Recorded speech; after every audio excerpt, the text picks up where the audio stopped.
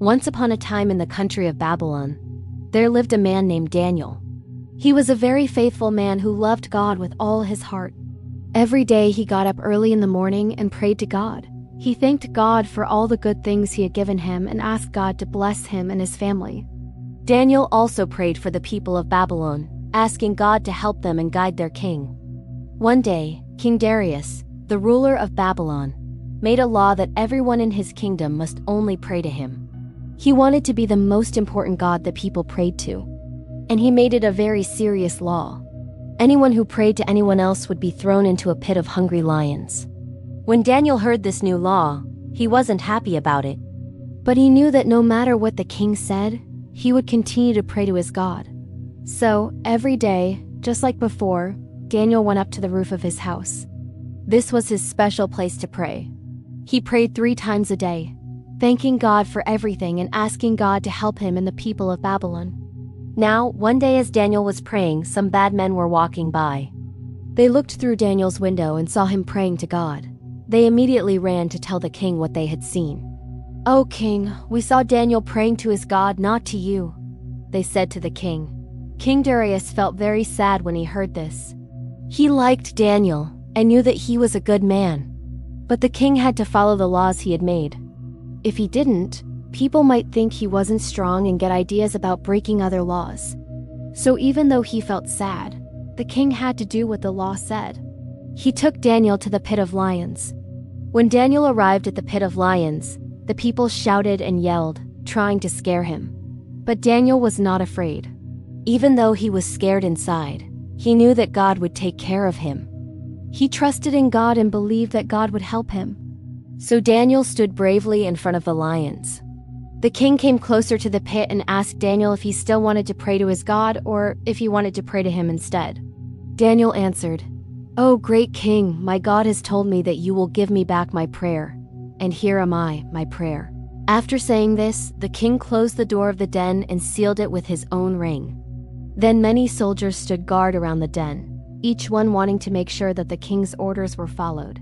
That night, the king couldn't sleep. He tossed and turned in his bed, thinking about Daniel in the pit of hungry lions. Finally, in the morning, when the sun started shining in his face, the king got up and quickly went to the pit of lions. As he ran, he hoped that Daniel was still alive.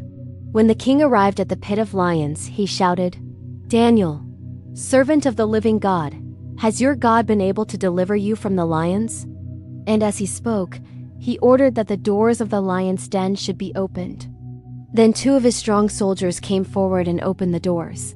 And what did the king see? Inside the den, Daniel was sitting in the middle of the lions, and they hadn't hurt him at all. All night long, the lions had not touched Daniel.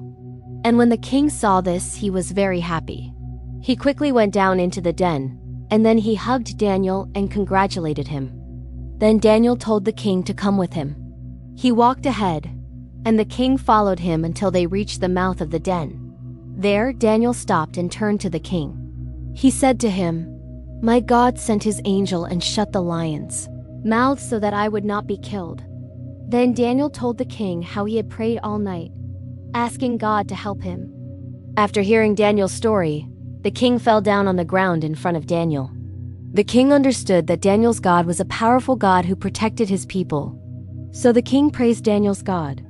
He said that Daniel's God was truly worthy of praise because he had protected Daniel and saved his life. The king then ordered that Daniel be taken out of the lion's den and that his life be spared. He also told the soldiers to bring Daniel's family to him because he wanted to celebrate Daniel's bravery and faith in his God. As soon as Daniel was free, he went home to his family. They were so happy to see each other again.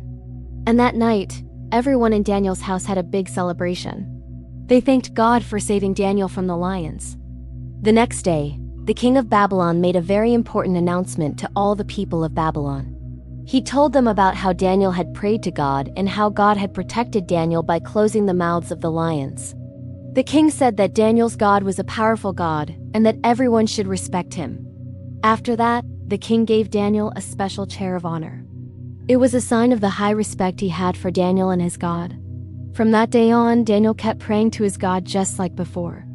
And many people in Babylon learned to respect him and his faith.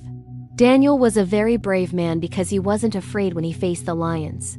He knew that God would help him. His faith in God helped him stay strong and not be afraid. We can learn from Daniel to have faith in God and not to be afraid when we face scary situations. Also, the story teaches us that we should always remember God when we go through difficult times. Daniel remembered God when he was in danger and God helped him. And when Daniel prayed, he prayed not only for himself, but also for the people of Babylon and their king. We can learn from Daniel to pray for others, not just for ourselves. So remember, no matter what happens in your life, you should never stop praying to God. And if you trust in God, He will always take care of you. Do you agree? Leave your answer in the comments. If you want to watch more Bible stories, click on the video that appears on the screen. And if you haven't subscribed yet, don't forget to subscribe. Also, give this video a thumbs up if you enjoyed it. Thank you for watching. Bye.